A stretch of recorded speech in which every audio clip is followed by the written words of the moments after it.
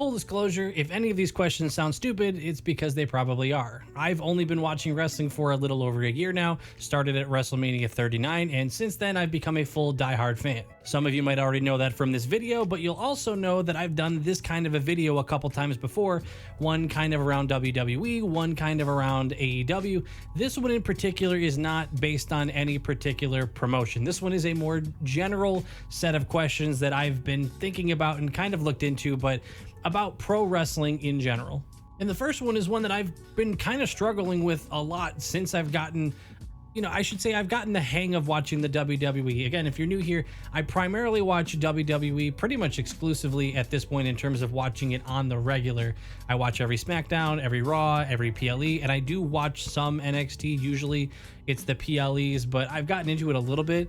But other promotions have interested me. I have seen AEW's Double or Nothing, and I'm planning on doing a watch along and watching AEW's All In show. But the issue I'm running into is I am struggling to find a way to keep up with all of these shows at once. Now, I know that they, for the most part, they air on different days of the week.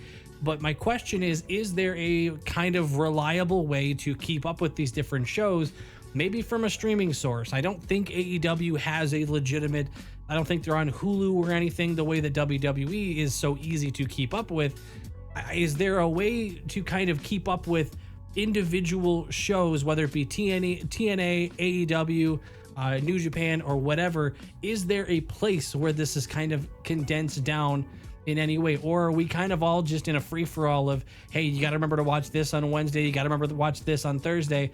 I'm just not able to do that. I'm not able to watch them when they're actually playing for the most part, and I haven't seen such an easy access to watching old programs as I've seen with WWE. So as much as I would love to go and maybe do a little bit of binging of some AEW stuff, so to kind of learn more about, the wrestlers and the characters that have been developed there, that or with TNA as well. With TNA, I understand that some people are able to stream it, so I don't know if maybe there's a little bit of an easier access there, but I haven't really been able to find it. It's mostly just, kind of sketchy websites that host a bunch of old, a bunch of old matches, but it's never anything condensed in a way where I can be like, okay, this is not, almost like in seasons, because I know on Peacock, when they have all the old stuff, it's kind of listed in seasons. It's a little bit easier to keep up with what parts go in what order. Because I don't just mean current day stuff. I would like to be able to go back and, let's say I watch All In and there's another wrestler that's taking my interest.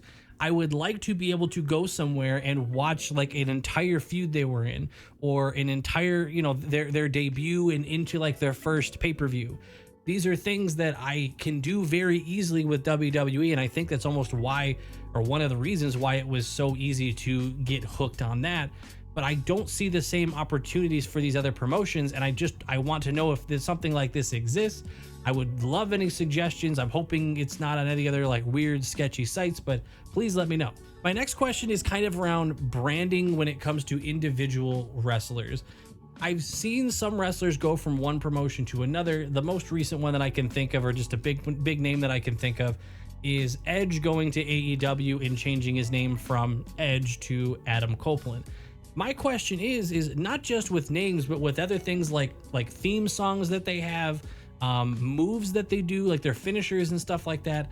How much of that is owned by the wrestler? How much of that is something that they can take with them? Is everybody's names owned, or is it only if it's a name that isn't their actual name? Like, I'm assuming Adam Copeland is his actual birth name. I'm assuming, I don't know this to be true, but I'm assuming that if you are using your real name on a promotion, I'm guessing you could take that name and go somewhere else.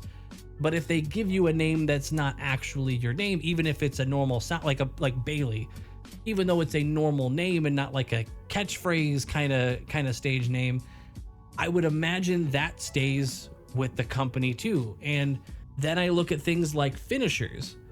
This question kind of just spawned for me just watching Daniel Bryan, now Bryan Danielson on AEW. We just watched on the Patreon. We just watched Daniel Bryan do 2 matches at WrestleMania 30, and then we immediately jumped to watching him face Will Ospreay. So that kind of spawned a question in my head of, when they change their finisher names, is that owned by WWE? Is Daniel Bryan's stuff owned by the WWE, like the name of his finishers as well? Did he have to change it? Is it something that he's choosing to do because he wants there to be some sort of separation between the characters? Because it's not just finishing moves. And I only know this because I actually own the AEW Fight Forever video game. Unfortunately, I paid full price for it. But at the time, I just really wanted to try new wrestling games, so that was what was there. But when I went through the moves and the move sets in that game, I was seeing a lot of moves that I recognized from watching WWE, but they had completely different names. And I didn't really think about it. I didn't really think much of it at the time. But now that I started thinking of the finisher names changing, I'm realizing how many move names seem to have changed from one show to the other. Why? Is it ownership, or is it intentional trying to separate yourself? Because as a new fan, I just find it confusing when I see one move and another move completely identical on two different shows get referred to in different ways. I'm sure longtime fans don't have any issue. You're kind of a veteran at this, you're used to it. But as someone who's trying to get into a new show, I'm not saying that's really hurting that much. It is just a little confusing. So yeah, is it ownership or intentional just trying to separate yourself from the competition? And I'm pretty sure I know the answer when it comes to the themes. I imagine, because I know like WWE has Def Rebel, who I assume is just under, on their payroll, and they produce music for the WWE. But then I think of Cody Rhodes, who has, from what I understand, used the same Kingdom song since he left the WWE. I think he used it at AEW, and I'm pretty sure, I know he's using it right now in WWE. I don't think he used it before he left the WWE initially. So is it, if you use a real song, it's licensed with you? So Cult of Personality, is that licensed through CM Punk and not the show?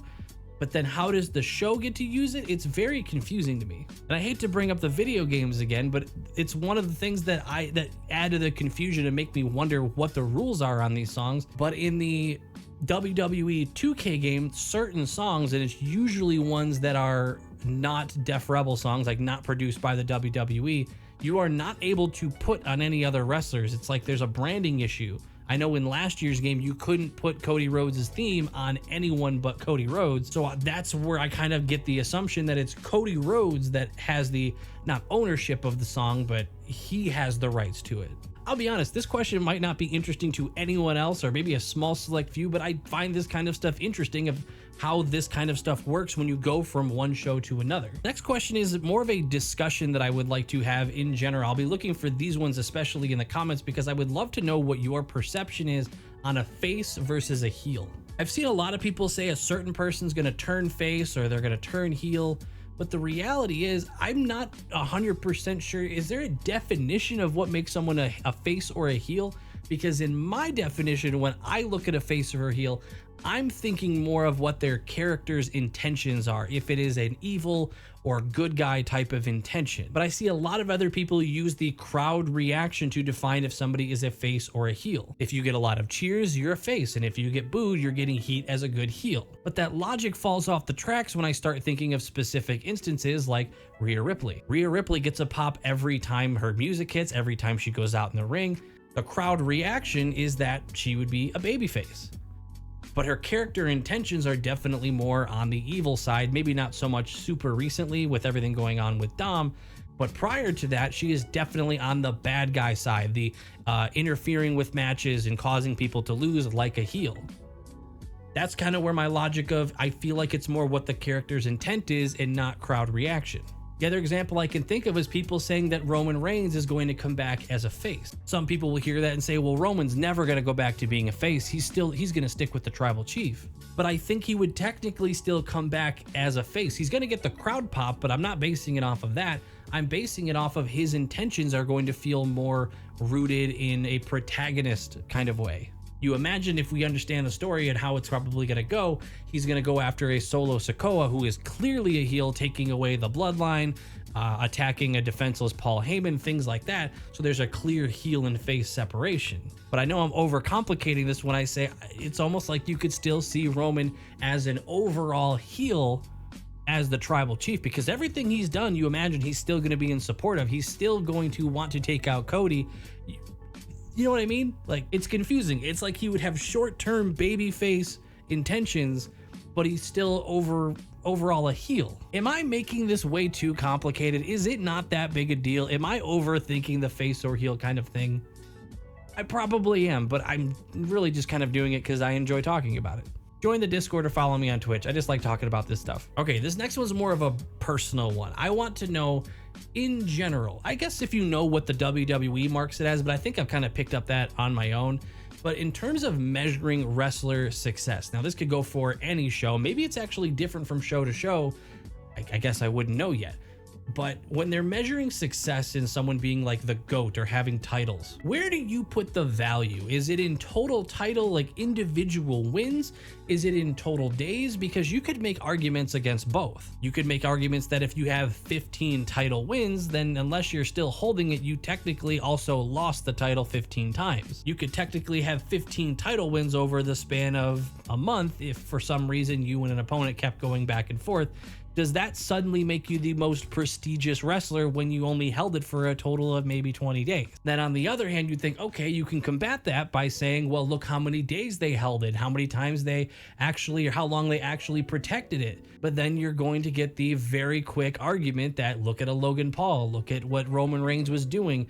Does it really hold that much value if you're holding it and only defending it once every 2, 3, 4 months? My personal answer is I kind of wish you could just measure in title defenses. Like, think about it. It's almost like that would be the only way that I could see a measurement of them not just holding onto the title, but preventing someone from taking it from them. So I don't know, is there a stat for that kind of thing? Is that kept as a separate stat? Because I don't see them kind of advertise that. They don't show Roman Reigns has defended the title 25 or 30 or whatever times. It seems like, at least from the WWE's perspective, it's usually marked in days or total times winning, which I feel like it's almost like they say how many times they've won if they're not currently the champion. I wish somebody could create like a mathematic formula, put how many victories they've had or how many times they have taken the title, how many times they've defended it, and then in parentheses like total days. Like there's somebody needs to figure out a GOAT formula for like all of these stats that we can use to measure and get something more accurate. All right, my last question, this is based on the fact that I just watched the Bryan Danielson match and Will Ospreay match that apparently only took place a few months ago on AEW Dynasty. Now, spoilers, the match ends with Will Ospreay winning and Bryan Danielson selling an injury. Really selling an injury. And I had a little bit of an issue with it. I'm going to be completely honest. As much as I love injury selling, and I think that is a great part, that acting is a very important part of wrestling, he started to do, talking about Bryan, he started to do some stuff with his hands that, and just the way he was holding his neck or his head, it was kind of selling a brain injury. Now, for me personally, I don't love that. I don't think selling a brain injury is for me. I think that's just crossing the line, only because I want to be enjoying myself. Being pulled into a moment of genuinely wondering, oh my God, is his career over? Is he good? Is a little bit too much for me personally. Not against, anybody else enjoying it who still enjoys that, but it's just not for me. So that brings my question to, is there a reliable way to know if an injury is real, whether it be in the moment on the screen or somewhere reliable online? It's tough to tell online what sort of news sources are keeping the kayfabe alive and which ones are giving me just actual answers that I want to know about the wrestlers, the real wrestlers, and know if they're okay. Now, before anyone says it, I understand there at least at some point was this throwing up the X that referees could do. But apparently, I've looked into that, and apparently there have been moments where they have thrown the X up and it was part of a sell. And I think the moment you abuse the trust of the X, it's almost like having the X was kind of like a nice message of, hey everyone, we don't want to say something over the microphone right now, but this is kind of serious. We need to take care of this. And the moment you break that trust and put the X up and it's part of a story or it's part of a sell, well, now it's just pointless. That you can never trust it again, right? So I guess I'm asking, as a fan that doesn't want to see their favorite wrestlers get injured and does get concerned when something looks particularly dangerous or maybe a move missed or they landed kind of funky, is there something now that you can look for as a reliable signal, maybe during the show, as a signal that, hey, no, they wouldn't normally do that. That means they're probably injured, or at least somewhere reliable on the internet or something? Do they do any sort of releases that are out of character to make it clear this person is fine, this person is injured? I know I've enjoyed making these videos in the past because it's a nice way that I can just go down in the comments and read a ton, answer a ton, and just kind of interact with you guys just talking about wrestling. So once again, if that is of an interest to you, I do have a Discord, I have a Twitch channel. We talk about wrestling and whatever's going on in wrestling in both of those places. If that interests you, take a look, subscribe to this channel, and thank you so much to all the patrons that have been on the screen. I'm extremely grateful for all of your support. I will see you guys in the next one.